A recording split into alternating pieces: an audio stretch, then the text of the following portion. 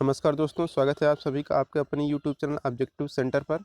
इस वीडियो में हम लोग बात करेंगे कि जो भी स्टूडेंट इंडियन नेवी ट्रेड्समैन का एग्ज़ाम देने जा रहे हैं, तो एग्ज़ाम से पहले उन्हें किन-किन बातों का ध्यान रखना है, तो उसी के बारे में हम लोग बात करेंगे। तो यहाँ पर देख सकते हैं, जो आपका एडमिट कार्ड होगा, यहाँ पर आपका उम्मीदवार द्वारा अपने हाल ही के पासपोर्ट आकार के रंगीन फ़ोटो को यहाँ पर चिपकाएँ। यानी कि जो आपका एडमिट कार्ड है, उस पर क्या करना है कि जो लेटेस्ट फ़ोटो आपका है, उसको यहाँ पर आपको चिपकाना है। ये नहीं कि आपने रजिस्ट्रेशन करते वक़्त जो फ़ोटो लगाया था, उसको यहाँ पर नहीं चिपकाना है। याद रखिएगा इस बात को, आपको यहाँ पर लेटेस्ट फ़ोटो लगाना है और ये आपका रंगीन फ़ोटो होना चाहिए। तो ये हो गया। इसके बाद यहाँ पर देखिए नीचे है कि अस्वीकरण INCET परीक्षा के लिए प्रवेश प्राप्त होना पूर्ण रूप से अंतरिम है और भारतीय नौसेना द्वारा निर्दिष्ट पात्रता की शर्त के अधीन है। यदि किसी उम्मीदवार को अनवधानता पूर्वक एडमिट कार्ड जारी किया गया है या अनुमति दी जाती है, तो किसी भी समय पर ऐसे घटना सामने आ जाने पर उनकी उम्मीदवारी को निरस्त कर दिया जाएगा और इस संबंध में आगे कोई पत्र व्यवहार नहीं किया जाएगा। यानी कि जो ऑफिशियली साइट से जो एडमिट कार्ड डाउनलोड होता है, सिर्फ उसी को मान्य किया जाएगा। बाकी अगर किसी अन्य तरीके से अगर आप लोग मान्य करके एग्ज़ाम दे रहे हैं, तो बाद में आपकी उम्मीदवारिता निरस्त कर दी जाएगी। यही चीज़ यहाँ पर लिखा गया है। अब देखिए यहाँ पर है, कृपया निम्नलिखित अनुदेश ध्यानपूर्वक पढ़ें। यहाँ पर क्या है, इस एडमिट कार्ड को एक रंगीन फ़ोटो के साथ सत्यापन के लिए मूल पहचान पत्र के साथ प्रस्तुत किया जाना चाहिए। यानी कि जो आपका मूल पहचान पत्र होता है, जैसे कि आपका हो गया आधार कार्ड हो गया, फ़ोटो सहित होना चाहिए, PAN card, passport, driving licence, voter ID card, bank passbook photo सहित जो होता है, इसे आप लोग अपने एडमिट कार्ड के साथ ज़रूर लेके जाएं आइडेंटिफिकेशन के लिए। और क्या है कि आपको जो आधार कार्ड रहे या पैन कार्ड रहे या ड्राइविंग लाइसेंस रहे, इसका आपको फ़ोटो कॉपी नहीं, आपको ओरिजिनल लेके ही जाना है, ताकि ये आपका आइडेंटिफिकेशन कर सकें ओरिजिनल रूप से। तो आपको ओरिजिनल इसके साथ एडमिट कार्ड के साथ होना चाहिए। आधार कार्ड रहे, पैन कार्ड रहे या ड्राइविंग लाइसेंस रहे या फिर वोटर आईडी कार्ड रहे या बैंक पासबुक रहे, फ़ोटो सहित होना चाहिए उस पे फ़ोटो। दूसरा है कि उम्मीदवारों को निर्धारित समय पर परीक्षा केंद्र पर रिपोर्ट करना होगा। तो निर्धारित समय जो है उसी पर आपको रिपोर्ट करना होगा और उन्हें 45 मिनट से पहले परीक्षा हॉल छोड़ने की अनुमति नहीं होगी। यानी कि जब आपका पेपर समाप्त हो जाएगा, तो उसके 45 मिनट पहले आप जब आपका पेपर ख़त्म हो जाएगा, उसके 45 मिनट बाद आप फिर इसके बाद जब आपका 45 मिनट से पहले आप परीक्षा हॉल छोड़ने की अनुमति नहीं होगी। यहाँ पर देख सकते हैं, और परीक्षा केंद्र में प्रवेश करने से पहले उम्मीदवारों को फ्रिस्किंग की प्रक्रिया से गुजरना होगा। तो फ्रिस्किंग की प्रक्रिया से आप लोगों को गुजरना होगा और 45 मिनट से पहले आप अपना परीक्षा हॉल नहीं छोड़ सकते हैं। तो ये हो गया। तीसरा यहाँ पर कह रहा है, परीक्षा केंद्र के अधिकारियों द्वारा अभ्यर्थियों के एडमिट कार्ड सत्यापित किए जाने के बाद ही उन्हें परीक्षा देने की अनुमति दी जाएगी। तो अगर आपका एडमिट कार्ड सत्यापित हो जाएगा, तभी आपको परीक्षा देने की अनुमति दी जाएगी। आधार सत्यापन जैसे कि आपका हो सकता है, या बायोमेट्रिक पंजीकरण की प्रक्रिया पूरे होने के बाद ही अभ्यर्थियों को अपनी आवंटित सीट पर बैठने की अनुमति दी जाएगी और एक सत्यापन मोहर उनके एडमिट कार्ड पर चिपका दिया जाएगा। तो बायोमेट्रिक भी आपका होगा, इसके बाद आपके एडमिट कार्ड पर मुहर भी लगाया जाएगा। यही सब रहेगा आपका प्रोसेस। इसके बाद है कि परीक्षा केंद्र या पाली में परिवर्तन के लिए कोई भी अनुरोध किसी भी परिस्थिति में स्वीकार नहीं किया जाएगा। ऐसा नहीं है कि अगर किसी स्टूडेंट का छूट गया, तो पहले पाली का था तो कहेगा सर हम दूसरे पाली में एग्ज़ाम दे लेंगे, तो ऐसा नहीं होगा। उनका जिनका पेपर छूट जाएगा वो छूट जाएगा, और किसी तरह के उसमें आप किसी से अनुरोध भी नहीं कर सकते सर मेरा शिफ्ट चेंज कर दीजिए। पाँचवां यहाँ पर है, अभ्यर्थियों को सलाह दी जाती है कि वे परीक्षा से कम एक दिन पहले अपने परीक्षा केंद्र और उस तक की पहुंच का पता लगाएं कि वह परीक्षा के दिन समय पर केंद्र तक पहुंच सकें। तो भाई ये तो आपकी जिम्मेदारी है। अगर आपको परीक्षा देने जाना है, तो एग्ज़ाम सेंटर के बारे में आपको पता होना चाहिए कि हमें कैसे जाना है और कब जाना है और कैसे समय से पहुंचना है। इन सब के बारे में आपको अच्छे से पता होना चाहिए। छठा यहाँ पर है, कह रहा है कि पुस्तकों, नोटों, कागज़ के टुकड़े, pen, geometry box, plastic pouch, pencil, scale, lock table, writing pad, eraser, cardboard, electronic device, घड़ी, कलाई घड़ी, वॉलेट, काले चश्मे, handbags, mobile phone, earphone, microphone, camera, headphone, pen drive, pager, Bluetooth device, calculator, debit या क्रेडिट कार्ड, इलेक्ट्रॉनिक पेन या scanner, पानी की बोतल, भोजन और पेय, शराब वगैरह, शराब, हथियार, बालों वाली पिन, क्लिप, गहने आदि और कोई भी आपत्तिजनक वस्तु परीक्षा परिसर में पूरी तरह से प्रतिबंधित हैं। तो जितना चीज़ का हमने नाम लिया है वस्तु का, वो चीज़ें प्रतिबंधित हैं और इसे अनुचित साधनों के उपयोग के रूप में माना जाएगा। अनुचित अनुपालन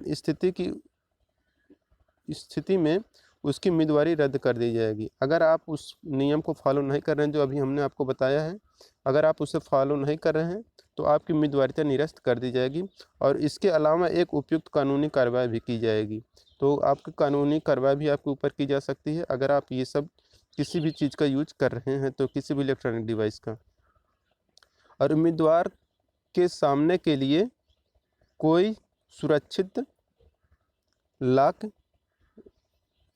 व्यवस्था नहीं है। भारतीय सेना अपनी सुरक्षित हिरासत के लिए जिम्मेदार नहीं होगी।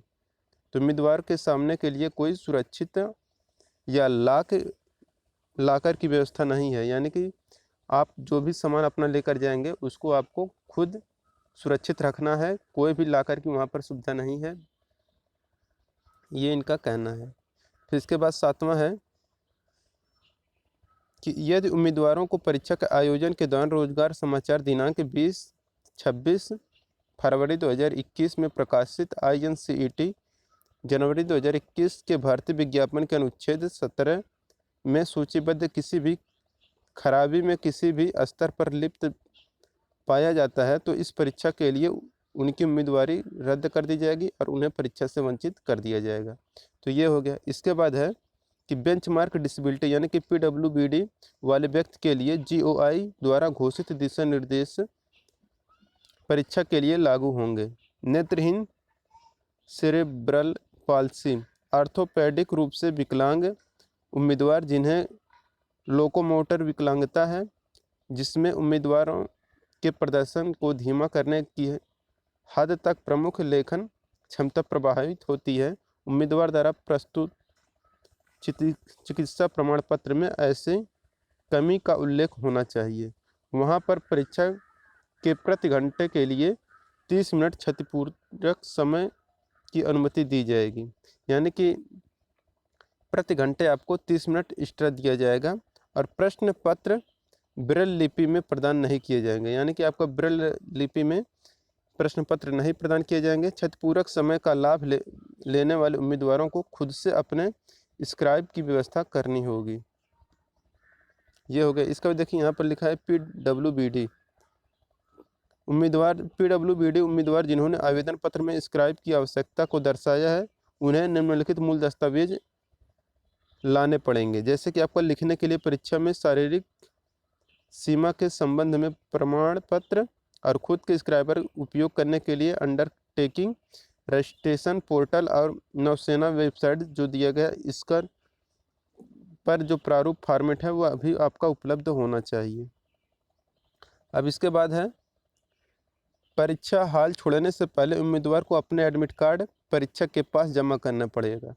तो देखिए क्या है कि जो आप अपना एडमिट कार्ड लेकर जाएंगे उसको एक परीक्षा हॉल में आपको जमा करना पड़ेगा, लेकिन क्या है कि उससे पहले कि आप अपना एडमिट कार्ड एक पहले से फ़ोटोकॉपी करा के रख लें, ताकि क्या हो कभी भविष्य में काम पड़े तो उस एडमिट कार्ड की सहायता से आप अपना कार्य आगे का कर पाएँ। इसलिए परीक्षा हॉल में जो एडमिट कार्ड लेकर जाएंगे आप वो तो जमा हो ही जाएगा। यहाँ पर लिखा है कि परीक्षा हॉल छोड़ने से पहले उम्मीदवारों को अपना एडमिट कार्ड परीक्षक के पास छोड़ना पड़ेगा। एडमिट कार्ड जमा नहीं करने पर उम्मीदवारी रद्द हो जाएगी। अगर आप अपना एडमिट कार्ड नहीं वहाँ पर जमा करेंगे तो आपकी उम्मीदवारिता निरस्त कर दी जाएगी। हालांकि उम्मीदवारों को अपने व्यक्तिगत रिकॉर्ड के लिए एडमिट कार्ड को एक प्रति रखने की सलाह दी जाती है, यानी कि आप अपना एडमिट कार्ड का फोटोकॉपी रख सकते हैं अपने पास, और लेकिन एक वहाँ पर जमा हो जाएगा, यानी आपके पास 2 एडमिट कार्ड होना चाहिए।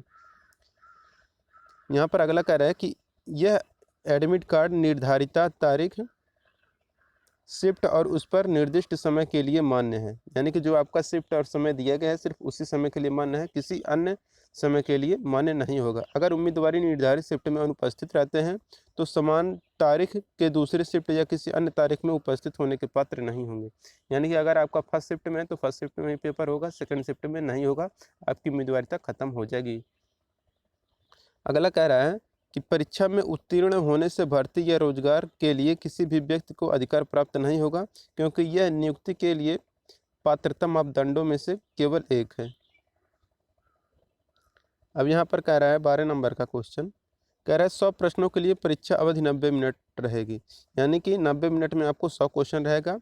प्रश्न पत्र और जो आपका रहेगा यह हिंदी और अंग्रेजी दोनों भाषा में उपलब्ध होगा और प्रत्येक सही क्वेश्चन के लिए आपको 1 अंक दिया जाएगा और इसके बाद आपका कोई भी निगेटिव मार्किंग नहीं होगा। यहाँ पर आप देख सकते हैं लिखा गया है कोई निगेटिव अंक नहीं होंगे, यानी कि माइनस मार्किंग, यहाँ पर निगेटिव मार्किंग नहीं है। तो आपको समझ जाइए कि 100 क्वेश्चन है तो 100 में 100 आपको करके आना है 90 मिनट में। तो 90 मिनट में आप अपना 100 में 100 कर लीजिएगा, क्वेश्चन को भी मत छोड़िएगा। तो इस बात को याद रखिएगा, जितने 100 क्वेश्चन रहेंगे आपके सारे के सारे करने पड़ेंगे, करके आइएगा तभी आपके लिए बेनिफिट मिलेगा ज़्यादा।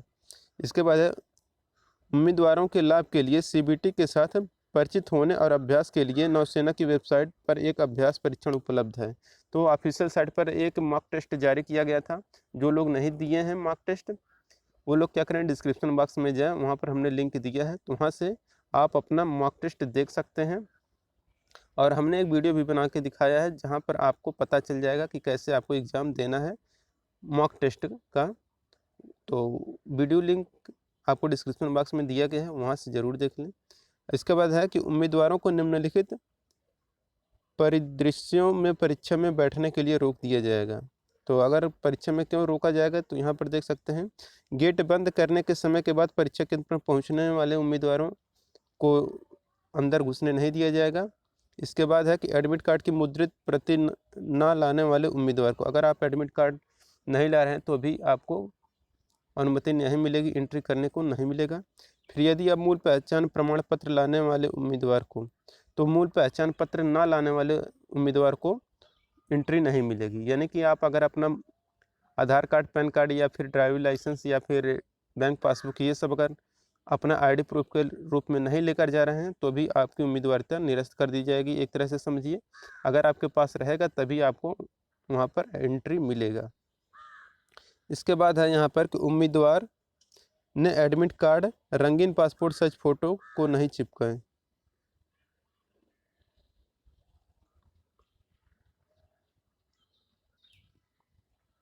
तो यहाँ पर है कि देखिए उम्मीदवार ने एडमिट कार्ड, रंगीन पासपोर्ट साइज फ़ोटो को नहीं चिपकाएं जो आपने पंजीकरण के दौरान आपने अपना फ़ोटो लगाया था। तो आपने रजिस्ट्रेशन एप्लीकेशन पर जो आपने अपना फ़ोटो लगाया है उस फ़ोटो को नहीं लगाना है, आपको अपना लेटेस्ट फ़ोटो ही लगाना है। हमने आपको ऊपर जो बताया है कि आपको लेटेस्ट फ़ोटो लगाना है रजिस्ट्रेशन करते हुए, या आपके एडमिट कार्ड पर जो फ़ोटो है वो फ़ोटो आपको नहीं लगाना है, आपको नया फ़ोटो चिपकाना है।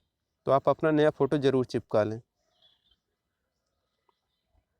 कोविड-19 से रिलेटेड यहाँ पर जो सावधानियाँ दिया गया है, जैसे कि मास्क पहनकर उम्मीदवारों के लिए अनिवार्य है, उन्हें बिना मास्क के परीक्षा में बैठने नहीं दिया जाएगा या स्वीकृत कर दिया जाएगा।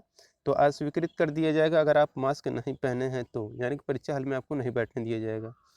तो आप लोग अपना मास्क ज़रूर साथ में लेकर जाएँ।